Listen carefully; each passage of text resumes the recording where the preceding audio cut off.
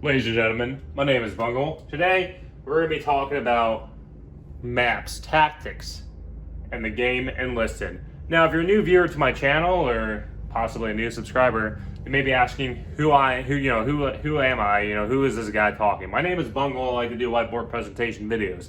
And today, kind of going on with a pilot program that we're going to be doing is talking about maps and more. Thunder doing a whiteboard presentation, kind of explaining the tactics, gun emplacements, keys to success, keys to victory, and the video game, the World War II free-to-play Enlisted. Now, without further ado, let's begin. Now, if you're unfamiliar with the game modes in Enlisted, there's kind of two right now. There's Invasion, and then there's Conquest. Invasion is pretty simple, where you go out there, you try to invade an objective, you get certain points you have to take over, and as you progress through, you go to the final objective, we have to capture it, and you win. It's basically like playing Battlefield, like playing Rush. If you play the Rush game mode, you have an objective. The more you capture, the more ticket points you get moving forward. If the enemy depletes your ticket points, you lose. Conquest is kind of like regular Conquest. Capture the flag, hold the objective, and all that.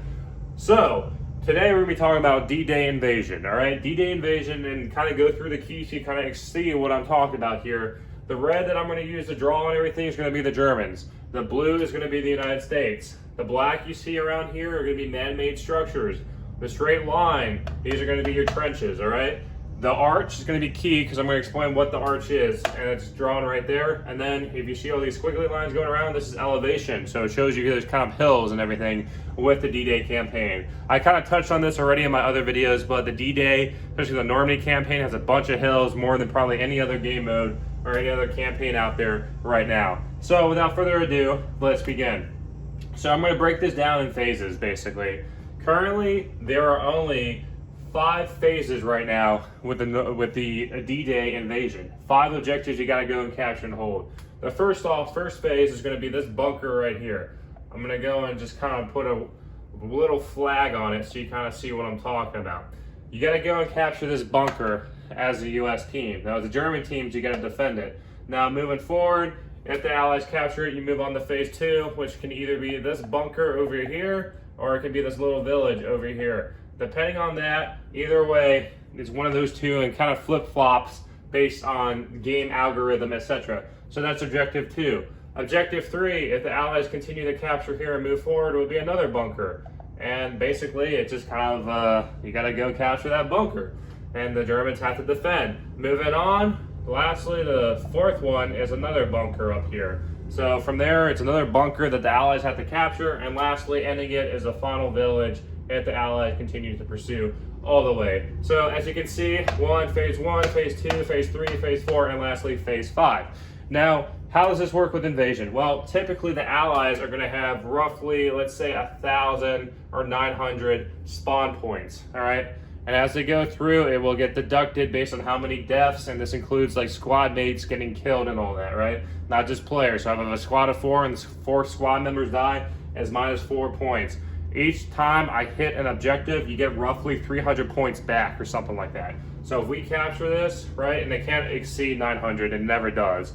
But let's say the Allies capture phase 1, they have roughly 600. They'll get 300 back from the next one. They'll have 900 moving forward. And they'll keep going on as they go through the game modes. Now, starting off right away with invasion. If you're playing as US, you usually spawn on the beach, right? So this is going to be right out of the Higgins boats. So it's the little boats that the Allied soldiers use when they landed on the beach. All right, so they come out of the boats, you will spawn in the boats. All right, so primary objective, if you're playing as the Allies, right, you're spawning out in phase 1. So the Allies are going to try to capture this, right? But if I'm Germans, right away, you're going to be manning those machine guns. Each of these bunkers have machine guns, MG42s. Pretty simple, pretty easy to use. If you're the Germans, you want to go and set up over there. You also have the opportunity to set up on machine gun nests on this ridge as well. You can also make machine gun nests or create it as an engineer class, set it up, or if you're using an MG38 or MG42, you can go set that up as well as a gunner or machine gunner class and set that up. Basically, what you want to do as the Germans is prevent the Allies from basically trying to maneuver, which will go and flip to the Allies phase. All right, so you see the Germans are entrenched in this area, right? You're coming off the beach. What are you going to do? Well, right away, my tactics, my recommendation is you want to go and kind of hinge around here to get to this point. And the reason why I'm saying that is because there's elevation around this area that kind of provides cover and concealment from the Germans. There is a kind of a little hill, a little ridge in this area that does provide cover. Because typically, most of the time, German players, they're going to be aiming down in this area. They'll be aiming at these areas and not really, for whatever reason, this area is always kind of left alone. The Germans don't see it. So as a result, it's pretty easy to go around. Another tactic I see Allied teammates use is go around this side as well, flank around this side, and usually set up a spawn point either here or around here. And the reason why is then you get constant allies coming in and attacking. So as a result, the Germans are going to be like, oh, they're getting overwhelmed from both sides. Now, as the Germans, right, how do we stop the beach tactic? Honestly, I've seen it done, and it's pretty simple to do. There is a bunker that you want to use. If you usually spawn in behind the arch, you can take your tank up and go and set up right here on this bunker. It provides great observation of fire on the enemy team. Usually in my videos, you kind of see it. I set up here with my Panzer III, especially Panzer IIIN with a 75mm quick firing weapon, and I can easily take out Allied troops that are moving around kind of in this area, as well as provide cover, I would say, all the way up to this area. I can provide that much cover. So that's usually a good tactic. German teammates, you just want to be careful of the Allied teams moving around this way, on this side, especially on that side. If you can hold them to just keep going straight, trying to come straight at you, and not flank on their do envelopments on those sides, you'll be pretty easy. So basically, how do the Allies win phase one? Well, if they go set up spawn points here and keep flanking or enveloping the Germans, then they get to the point where they capture it. Once they capture it, we move on to phase two. Okay, so now we're at phase two. Basically, with phase two is now the Allies are going to be spawning roughly around here in this area, sometimes around here. And what you see in front of you right now kind of give the overlay for phase two of the battle. Is you either get this objective here or this objective here. Now the Germans are kind of at an advantage, I would say, defending. And the reason why is because you still have the terrain advantage. You can still park a tank all the way up here. German teams are typically spawning back here or up here as well. So one of the big things is Germans, if you're defending, there's a machine gun nest in here that you can set up or use as an engineer class. Pretty simple, pretty easy to do. You can also go and set up, let's say, a turret on this ridge and provide fire down towards the Allies if they're trying to come in that way. So a tank here and tank here having a crossfire basically prevents the Allies from trying to use that main road and moving. Especially if you have a tank or a 75mm gun like a Panzer IV that can just immobile jumbos, immobile any tank that they're using. Now, of course, you're going to be at risk due to A-20Gs dropping bombs on you and everything, but I mean, that's what an A-20G does. Not really surprising to anyone. Now, moving forward, if you're the Allies, how are you going to go and kind of counter this? Well, it's kind of like similar to Germany before. There's different ways to go around it. If you're going to keep going straight up this middle, you're going to get into a choke point. And my choke points are always kind of the same.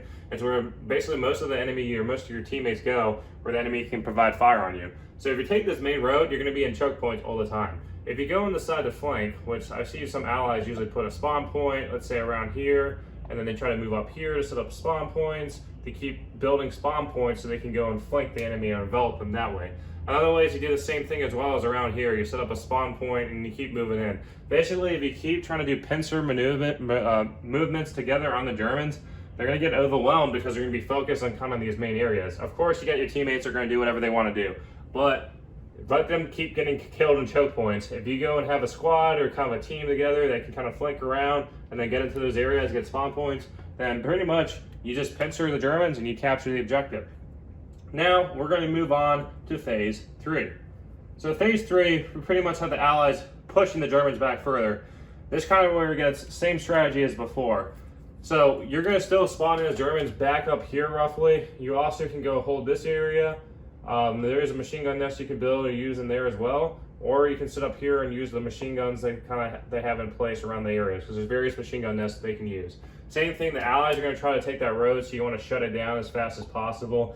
But if the Allies are trying to move around your side, which some of them never do, you can also set up a tank up here and park and fire artillery down. Same with up here, park a tank, fire it down. Basically, if you can provide as much like observations of like the movement, observations of fields of fire and all that, basically you'll be good to go. Now the Allied team, it's the same strategy as before. You just want to go and flank around the Germans. You're going to be spawning roughly around here now. If you have tanks and everything trying to come up this main road and the Germans are going to be hanging out, you're going to get taken out pretty easily. So What do I recommend usually? If you're taking a tank, I mean, there really is no other way to go than take that road. If you're playing, like say engineers, you want to go around, if you see a tank up here, you take it out with your demo pack, build a spawn point, and go around here, build a spawn point, and then go and, of course, pincer the enemy. It's pretty simple with that. Not really that hard. I mean, moving forward, it's the same tactics going up here as well. As you progress through the battle, as you see as we go to phase 4, that it's the same strategy, that the Germans are going to be spawning in on top of this hill as well. And they can use a machine gun nest, they can build one, they can set up a machine gun nest in this trench. Basically, that road you're going to take is going to be the main concentration for the Germans. If they have a tank parked up here, that's going to go and hit you as well. So as the Allies, you're going to be spawning down here at the bottom again, taking the main road, which, like I said before, you just go around and build another spawn point, and you have a spawn point left over there, and easily overtake the objective. It's really not that hard to do. And then lastly, the last objective, or phase 4 as I like to call it, phase 5, is up here at the windmill. Now at this point, the Germans are going to be spawning back here. So as the Allies, you'll be spawning kind of where you capture the last objective is down here. So typically what I recommend doing is use that windmill to your advantage. You could put a sniper up there or a machine gun nest and just destroy the Germans that are rushing in. You can also go build, actually all the way back over here, there's usually a a bunker.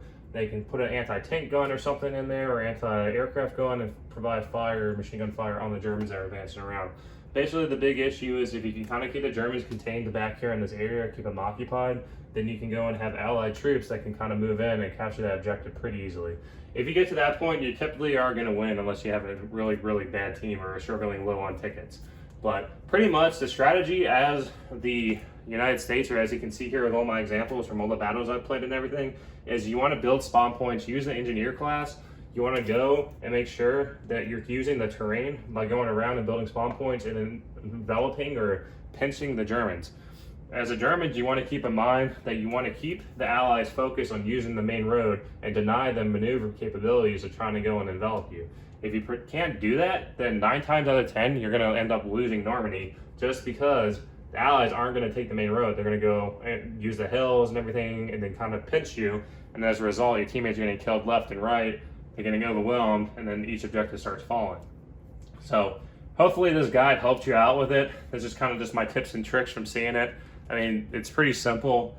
There's no exactly like free chicken grid point on this is exactly where you need to build this, this is where you define. I mean, it's just kind of simple tactics really, where if you see an enemy where they're maneuvering or where they can maneuver, where you can deny them maneuver capabilities, where you can kind of go and pincer them, kind of just small unit tactic stuff that will go a long way in kind of helping out and helping your team out, as well, especially playing defense, right?